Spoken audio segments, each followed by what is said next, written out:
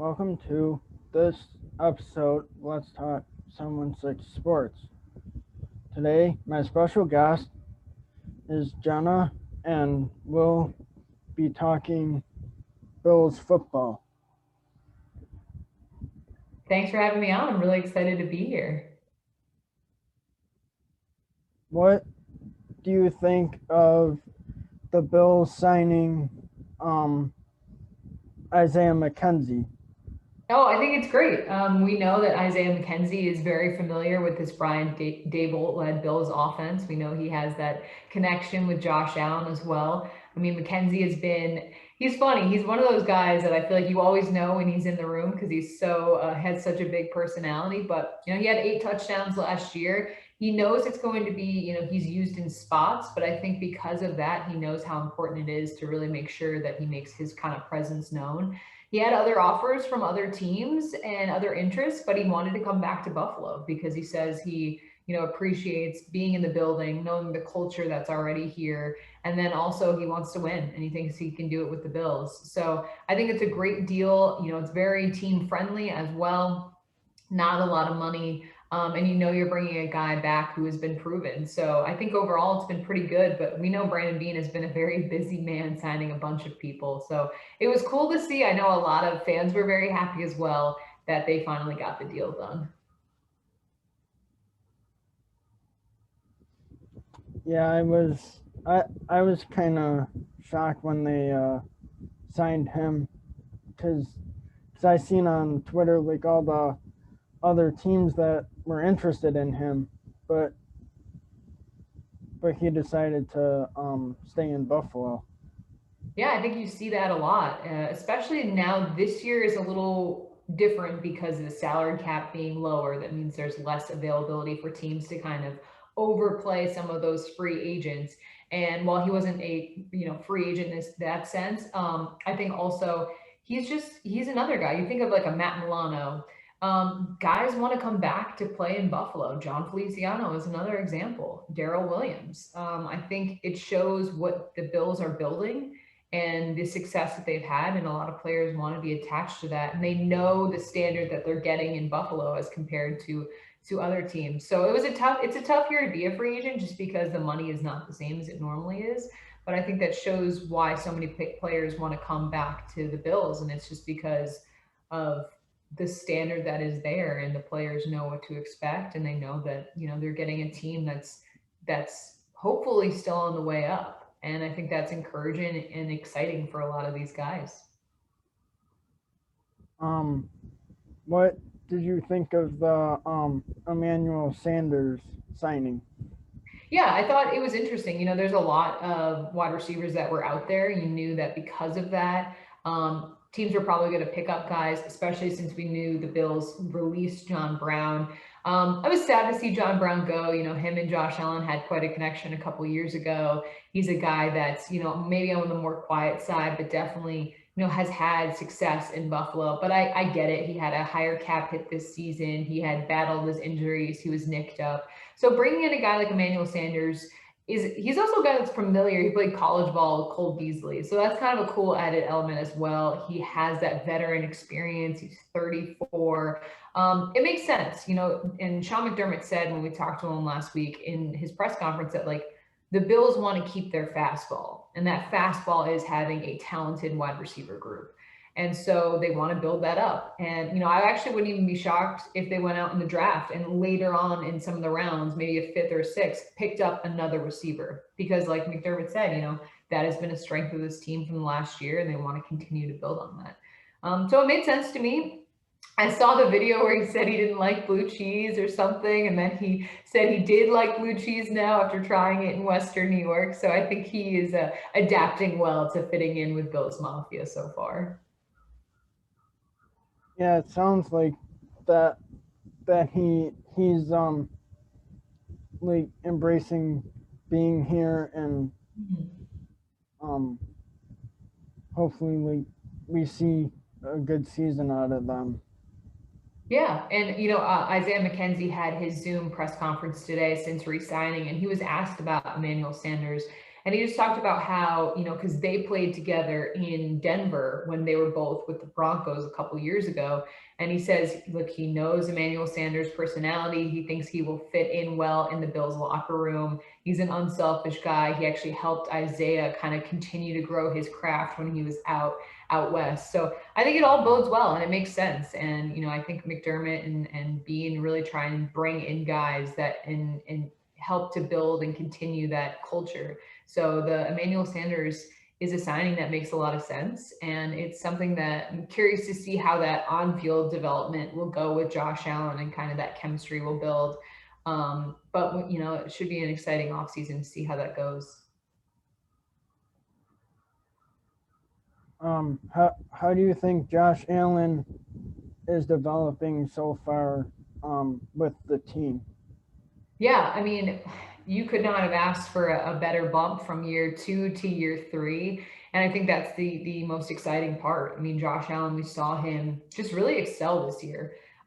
He really was able to connect. And obviously, Stephon Diggs is a huge part of that, having an all-pro receiver on your team, technically 2 all-pro receivers with Cole Beasley. Yeah, I think you saw what you wanted out of Josh. There was that talk of like, yeah, we were pretty sure he's our franchise guy. And then after last season having, an MVP caliber year, those questions were answered. I think if you talk to Josh, and I haven't specifically about this, but I think he was probably disappointed in himself in the way he played in the postseason. I think he had some moments, especially I think of, before in the Colts game where he had those passes to Gabriel Davis that really kind of changed and turned the tide in that game. But I think overall, it's all about building. He is still a younger guy. He's still developing. And I think the great thing is you've seen him take those jumps that I feel like we all expect, like, oh, well, it's year 2 for this quarterback, so they have to get better. And that's not always the case. And we didn't see it in year 2 with Josh. We saw it in year 3. But I think last season really set the foundation for him to continue to grow and to continue to have that confidence. And with the Bills receivers that they do, I expect it to be, and having most of the offensive line back, that passing protection. Because of that, I think it's a great situation because Josh can really kind of hone in on those couple of things that he needs to do better. So it'll be fun. And then they got, Mitchell Trubisky, as their backup quarterback, which I know a lot of fans were sad to see Matt Barkley go, but it makes sense for the Bills to sign. It's, Trubisky will be an upgrade. He has plenty of starting experience. So, the Bills are really building this roster to capitalize around Josh Allen. And, with the success we saw last year, I don't have any reason to doubt that this year won't be, it's going to be hard to recreate what he did last year, but I have confidence that he can do it because I don't believe it was a flash in the pan. What do you think of Coach McDermott and the general manager, Brendan? Right. Yeah. I think when Sean McDermott first came in and he said, trust the process, I thought, that's pretty interesting because it is a process, let's be real. But a lot of coaches don't have the time to set up that process because, of personnel decisions or things that don't go their way. We've seen it time and time again in the NFL, coaches getting fired after a couple of years. But, when Sean McDermott was able to break the drought in that first year with guys like Kyle Williams, they had Tyrod Taylor. I think that really did set the foundation for the culture that we're seeing now of guys fully buying in. And it's interesting because, when I first started covering this team, Rex Ryan was the head coach. Doug Whaley was the general manager. And just to see the transition around the league and how Buffalo is viewed, I would go to the combine a couple of years ago and ask a player like, oh, what do you know about the Bills? And they'd be like, I know they're in Buffalo. Like they really didn't know a lot about the team, or they would always joke like, oh, I don't want to go to Buffalo, it's cold. Whereas, even last year, before the craziness of everything going on, we went to Indy, Mike Catalana and I, and players, I specifically remember Zach Moss being like, I would love to play there, which is ironic considering they ended up drafting him. But I just think that whole the view of the Bills, like high-end free agents want to be in Buffalo.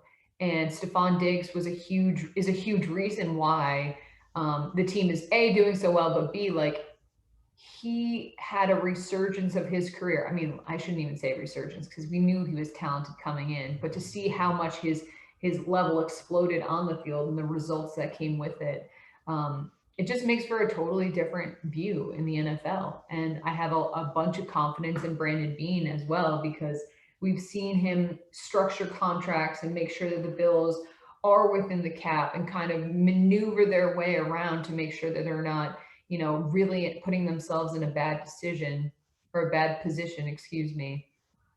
So yeah, I mean, whereas before, it's still interesting because sometimes I'm like, oh, like the Bills made like a really competent decision, and sometimes, earlier on you'd be like, what are the Bills doing? This was before Brandon Beane and Sean McDermott, so it's definitely been a transition, but I know it's one that has led to these results, and the results kind of speak for themselves. So, and I know Bills fans are pretty happy about it too.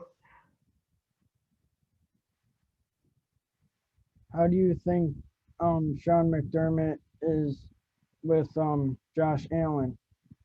Yeah, I think he's honest with him. I think that he has a lot of faith in Josh. I think Brian Dable also has a lot of faith in Josh. But I think one of the things about the Bills, and I've heard this from players, is that they really shoot it to you straight.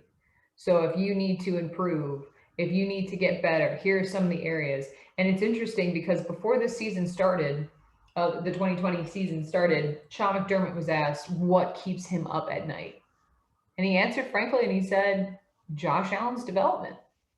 And that is an honest answer, because we knew the talent that the Bills had. Could they kind of figure it out? Could Josh be able to be that guy that the Bills needed him to be? Now, obviously, spoiler alert, we know that the season worked out how they wanted it to in terms of seeing that growth from him. But no, I think they have a good relationship. They respect one another, and that is huge. That cannot be, if you don't have respect, then there's nothing there. So I think there's a lot of trust there, and I think there's everything that there needs to be a healthy and I don't want to say proactive, but you know, it's hard to take criticism. I think everyone kind of struggles with that. But if you have the relationship that you can have that ability to compliment and then also critique, I think that's really important. And I think that's exactly what the Bills have with Josh Allen. And I will say, Josh Allen is also very self-aware, and he takes on a lot of the burden, even if it's not on him. When we talk to him after games, there's a lot of times he's like, I need to be better. And it's like, all right, well, yeah, but there's times where it's other players have let him down, or not often, but there's enough times where Josh will always put that on his own shoulders.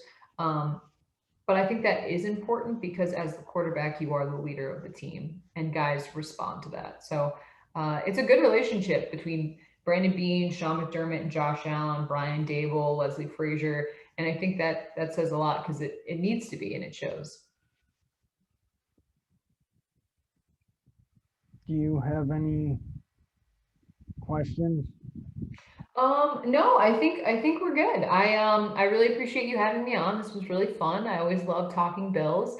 If people are interested in hearing more about kind of what I do or what we do at my Bills organization, you can check out buffaloplus.com. We also have a YouTube page, Buffalo Plus. It's the channel name.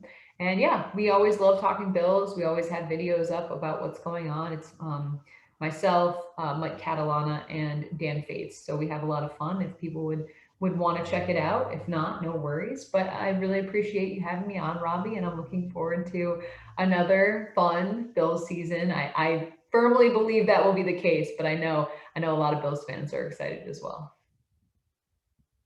Yeah, I hope the Bills have a good season this year too. Mm-hmm. It's looking pretty good, so we'll see. Thank you for watching, and thank you to my special guest Jenna, and go Bills.